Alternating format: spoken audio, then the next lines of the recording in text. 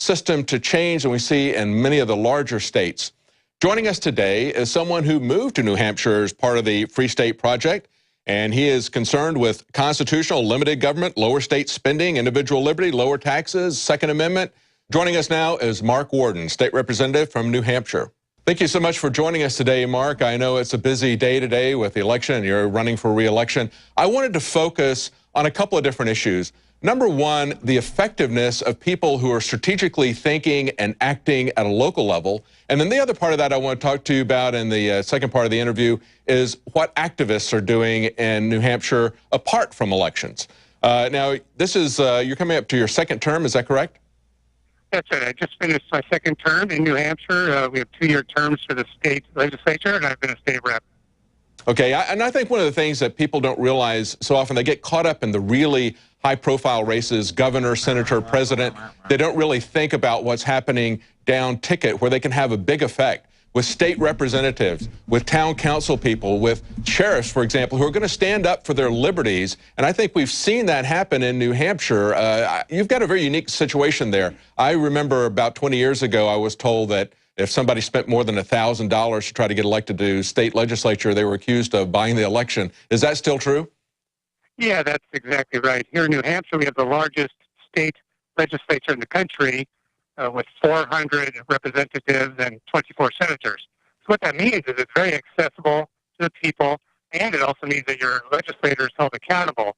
Each state rep only represents about 3,000 people across the state. So Wow. we have, lowest population districts anywhere. And what it means is people see you at the grocery store, at the coffee shop, they know who you are, they knock on your door. And it really helps to keep people honest and accountable. That's right. And that's what I think is the power of people looking down ballot, looking at the people who are in their local city government, looking at people who are at the state government. Now, in many places, I think back in North Carolina, it was well over 50,000 people that we had per state representative. So New Hampshire is kind of unique in that respect. Give us a feel for your involvement. You're pretty much on the political side, is that correct, in terms of election as opposed to direct action? Yeah, that's right. I've done a little bit of both, but I did move out to New Hampshire because of Free State Project, which, as you know, is a sort of a geopolitical movement to get liberty-minded people to move to the small state of New Hampshire, and once here to exert the fullest practical effort to reduce the size of government and expand personal liberty.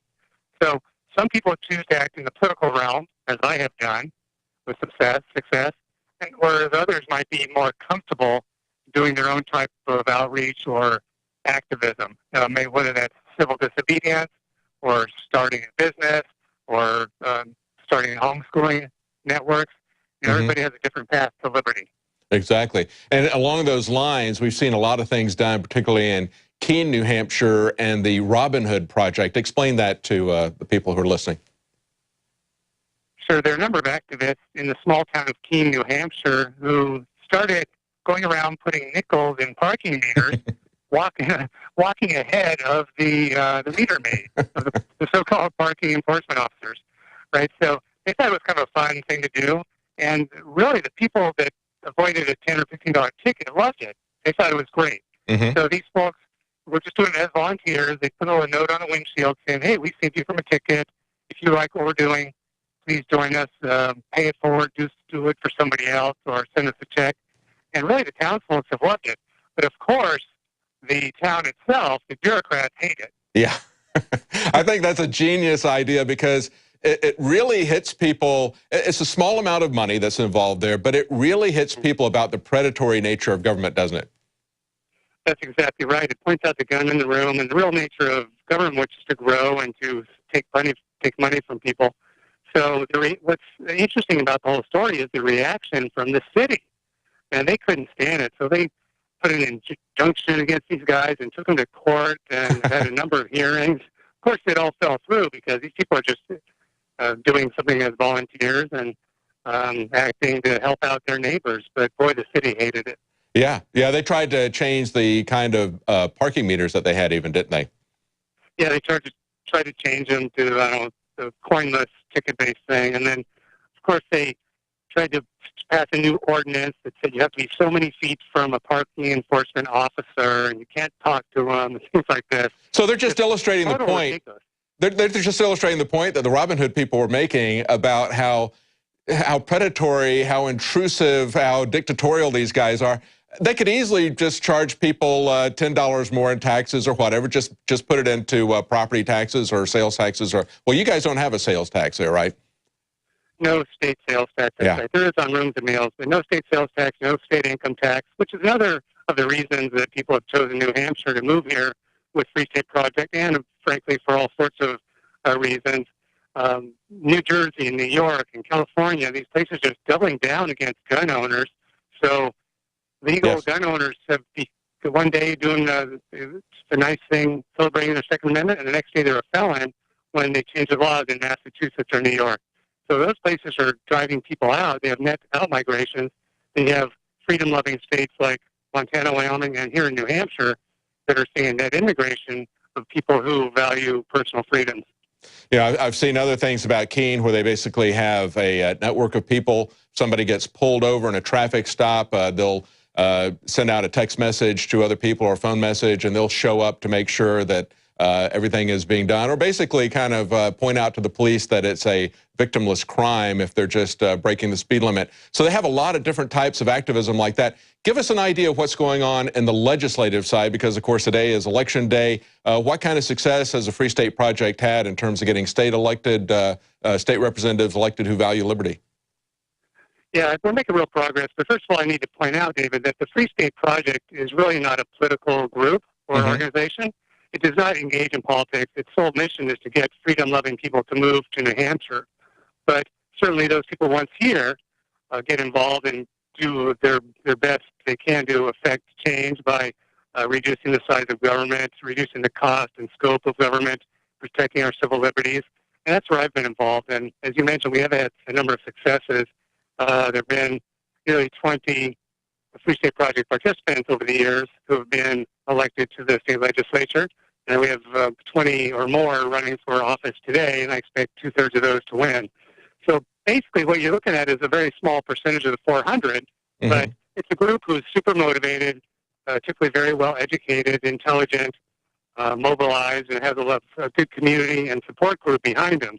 So what we do is we get together in a caucus and form sort of factions inside the legislature, work with other let's say natives and other New Hampshireites who are in the House who also believe in constitutional limits on government. And we've been able to not only stop a lot of bad laws, but pass good laws. One of the biggest milestones was in 2011 passed a budget that reduced state spending by $1 billion. It was a 10 or 11% decrease in state spending. It was historic, largest in the country and the largest in the history of New Hampshire. And a lot of members of the Liberty community who are state reps had a big part to play in that. Well, you know, you said that you've only got, say, 20 or so, and you hope to see those numbers go up. But because they're hardcore people and because you're starting to build a constituency that is looking at the liberty side of all these different issues, I would imagine you would be able to get people that would not normally have been in that, been looking at the liberty side of issues, people who are Republicans, who are Democrats in the legislature, start to move your way on individual issues. On some of the issues, you'd probably be aligning yourself with Democrats, on other issues with Republicans. Well, that's exactly right. We like to look at a personal freedom issue like, let's say, marijuana, to grow your own or to smoke marijuana. Nobody should be thrown in a cage for that. So there are some Democrats who agree with that. The libertarian, the free stater type minority helped stop the repeal of gay marriage. They've helped pass medical marijuana and notably also worked towards getting the jury nullification on the books here in New Hampshire. Yeah, and that's what I want to talk to you about, because to me, that is kind of a junction between the legislative and the individual activists. Because if you're on a jury, you have the power to use your vote to shut down an unjust law. And people don't understand that they have that power. They've been misinformed by judges. Judges threaten and punish lawyers if they inform the jury of that right. And so in New Hampshire, you guys were able to get a law passed that essentially would not require the judge to tell people that they have, people on a jury, that they have a right to judge the law as well as the facts, but it would keep them from essentially taking action against lawyers who brought up that defense. Is that correct? Yes, that's right. Isn't that great? I mean, Yes. it's a real milestone. It's a huge advancement for uh, people who have committed no crime against person or property, where there's no victim. The chance for the juries to see that and just drop the case altogether. There's already been one instance of it where somebody was growing his own marijuana for, I think, religious or personal use purposes, and the jury saw right through that. Mm-hmm. So it does. What this law says is that the defense attorney or the defendant himself can bring up the idea of jury nullification. The judge can't stop him or her from doing it. But we got to take the next step. So we also have activists out here who stand at the courtroom steps on jury selection day and hand out flyers and pamphlets, Yes. helping to educate them about the right to jury nullification. You know, I interviewed the New Jersey weed man. I guess it was back in 2012.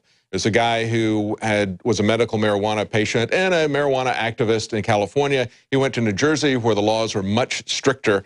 They had him for a very large quantity of marijuana based on their laws. They were going to send him away for a very long period of time. He reasoned that the majority of people didn't support marijuana laws, so he figured he could get 3 hung juries in a row. The first trial, he put up a sign that showed that in the New Jersey Constitution, it said that jurors had the right to judge the law as well as the facts of the case. The first judge made him take it down, but they'd already seen that. And so they acquitted him 7-5. But then the prosecutor came back a second time. The second time he got a judge that allowed him to leave that up and talk about it. And at that time, he was acquitted 12-0, and they couldn't come back after him again. It was a very important illustration of the power of that. And of course, that's something that goes back hundreds of years in English and American common law, a tradition. It's written in many of our constitutions, and yet we have a judiciary who says just the opposite, misinforming and lying to the juries in most cases. And unfortunately, a lot of people in the legislatures across the country think the same way. Yes. It's sort of a rigged system in that the people who are drawn to politics often are the kind of folks who like government, they like rules and regulation, they want to control others. Yes. So this jury nullification is probably the single greatest power that any single individual has. So even though nobody likes the idea of sitting on a jury, we should encourage our freedom-loving folks and your listeners to go out there and sign up and volunteer for jury duty and embrace it when it comes along. Because you could really make the difference in somebody's life. Yes. Now, I want to do a quick follow-up, and maybe you can fill us in as to what you think the status of this.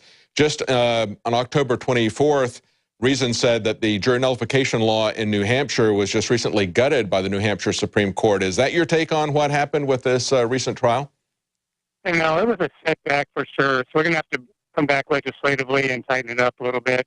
This always happens whenever you pass a law that's not airtight. You'll find people who are going to exploit it to their own advantage. And, of course, the powers that be, the establishment, don't like maybe anybody be able to beat the system.